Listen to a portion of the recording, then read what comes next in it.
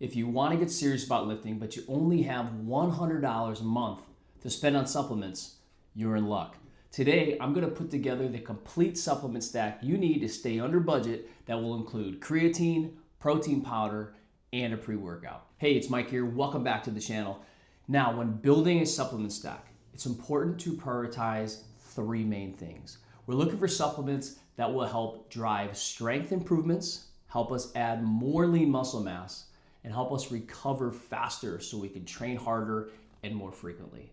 And because we are concerned about staying under a budget of $100 a month, we want to make sure we are only focusing on supplements that have been repeatedly proven by science in research studies that have been peer-reviewed to be effective. Let's start with creatine. Creatine is one of the most highly researched supplements in the market today, and it's also one of the cheapest. So whether you go with a premium option from Naked or from Transparent Labs, or if you go for more of a budget option from Amazon, any creatine monohydrate will be a great option for this beginner supplement stack. I personally recommend around 10 grams a day is what I typically take. And even at that dosage, we're looking at anywhere from $6 to $12 per month. So let's average that out at $10. So if you were to only take one supplement, this should be it. Next up is protein powder. Food always comes first, but it can be difficult to get all the proteins we need based on your size and how much you're training. And that's where protein powder can come in. It's fast, convenient, and it's effective for helping you build muscle and recover faster. So on the more premium side, you could get something like Transparent Labs, Naked Whey, very clean ingredients, not a whole lot of fillers. You could go something with maybe Quest. This is more of a mid-tier. It's got a lot of flavor options. It does have some added sweeteners here and there. So depending on what you can digest, that's something I pay attention to. You could go with an Ascent. There's different brands out there that can create different products and different price points. So on the lower end of the spectrum, you can get a tub of protein, a month's worth. Let's say you do a scoop a day, that's 30 servings for around $30 to $40. On the more premium side of things, if you're looking for a scoop a day, maybe you're having it after you work out, or maybe you're having it on off days just throughout to keep your protein demands up, you might be looking anywhere between $50 to $60, all the way up to maybe $80 or $90 depending on the brand you're using. So for this purpose of the video, I'm gonna pick more of that budget conscious because we are aware of the budget and we have to kind of make some sacrifices. So in that sense, we're gonna stick around and say a happy $40 for a tub of protein that has 30 servings. Now there are limitations when choosing cheaper protein powders. Cheaper protein powders tend to typically have a little bit more sugars or artificial sweeteners. They also don't prioritize as much as the higher quality, cleaner ingredients. So it's important to understand there is a trade-off, and that's something that you can make that decision. But personally for me, I've allowed myself to spend a little bit more on the nicer quality brands where they don't have as much in there. Yes, they might not have all these crazy flavors, but for me, I'm doing it for the nutrients. My daughter loves when I have my shake and she can have some. So for me, it's really about making sure that there's high quality protein and nothing else in there. So that's why I might spend a little bit more and maybe go slightly over budget. But if I really had to buckle down, we have options that we can choose from. One more thing, when looking at protein powders and looking at the back on the nutrition label, a good protein powder is going to deliver anywhere from 20 to 25 grams of protein per serving. Each serving should be around 120 to 150 calories. If it's outside of that range, meaning maybe you're only getting 20 grams and it's 200 calories, you probably have too much fats and carbs in there because we're looking for a high protein source and we want to make sure that we're not getting a lot of extra stuff. So that's a key thing here when looking at proteins is make sure you read the labels. You want to make sure, again, 20 to 25 grams, around 120 to 150 calories per serving is a really good start. That doesn't mean you can't take 2 scoops, but I just want to make sure those ratios are in check so you know exactly what you're getting and what you're paying for. All right, so we're on to the last supplement. And just to recap, our creatine per month, we're putting in at about $10 per month.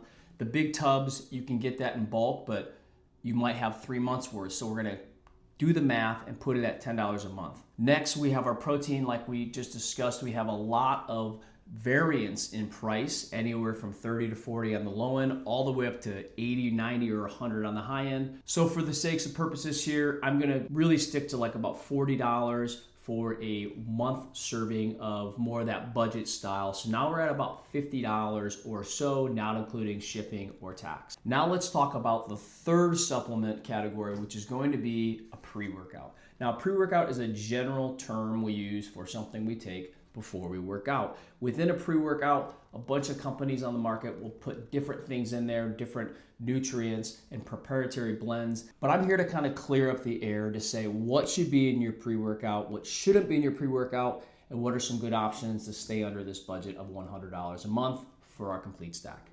Now, to be clear, this is not something that is essential. If you're somebody where 100 is still out of your budget and you're watching this and you want to shave even more money, this could probably be where you stop and you say, I don't need to have the pre-workout. That being said, it is a tool to help us have better workouts, more focused, and to be more consistent because it has some extra stuff in here that can really help you lock it down in a training workout and maximize your training effort. So I personally really like the Transparent Labs bulk formula. They actually have two. They have one that's just a regular formula, and then they have their black version. So I only really use these on my hard, heavy, strenuous days, and then the other days I don't. So this here, for example, has 30 servings in it. So this is, if I worked out every day, it'd be 30 servings, so a month. But realistically, I'm training about 4 or 5 days a week. It's really about $40 in that monthly if we do the math out.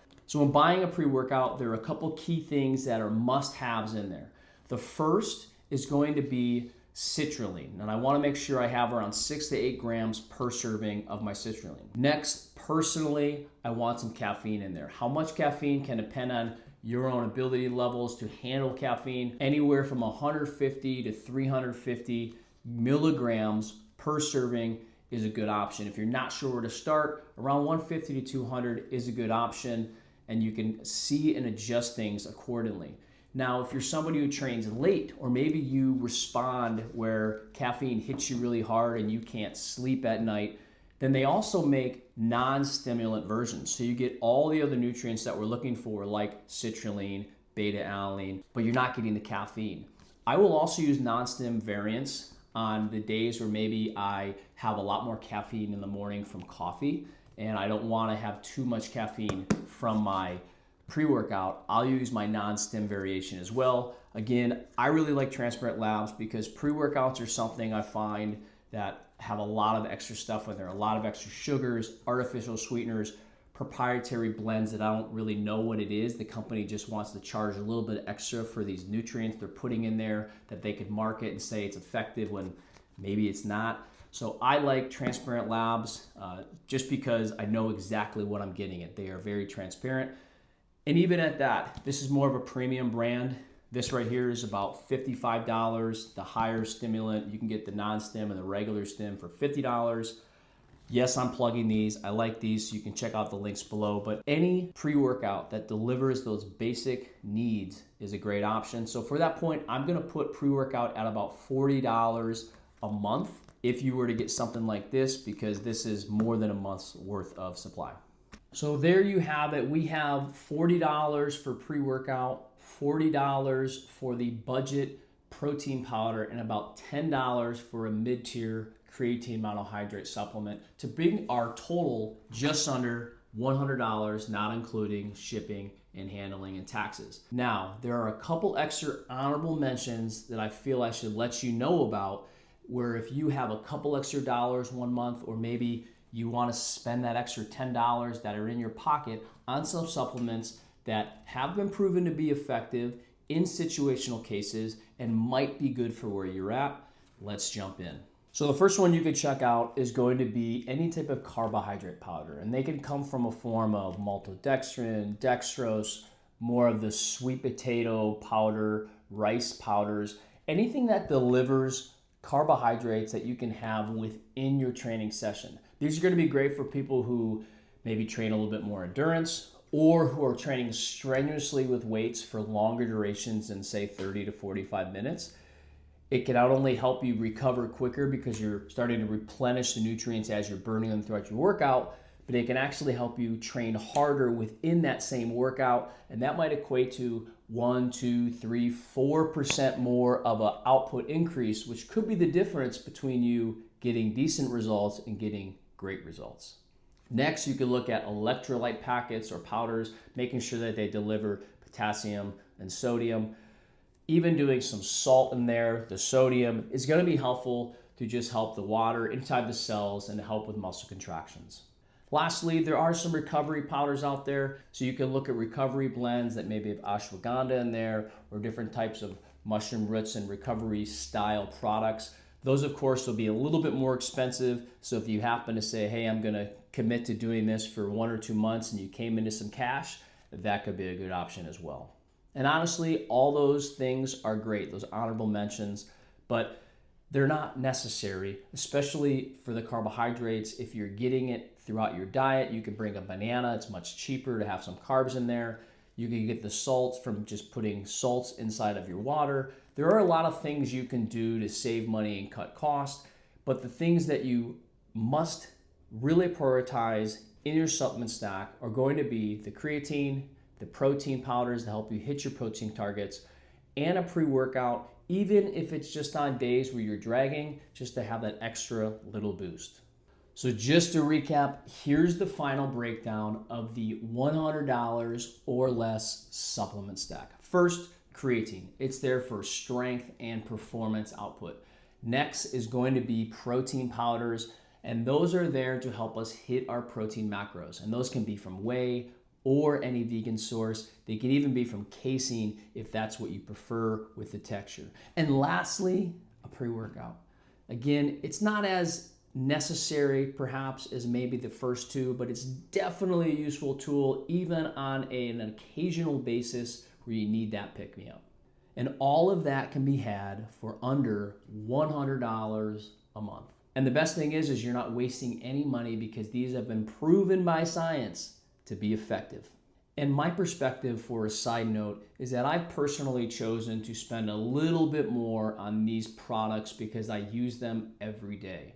So what that looks like for me is I'm spending maybe 5 to 10, 20% more on certain products that I really want to prioritize cleanliness. I don't want artificial sweeteners. I don't want any added sugars or any added proprietary blends. I want to know exactly what's in my product, and I don't want anything else in there that either A, hasn't been proven, or B, I don't know what it is. I don't want to cut any corners in that department because these supplements are part of my life. They're in my kitchen. My daughter sees them when I bake with my protein powders. I make ice creams, I make bars, I have shakes. I want to know that what is going into my body is something that is not going to be harmful or harmful for her if she consumes a little bit.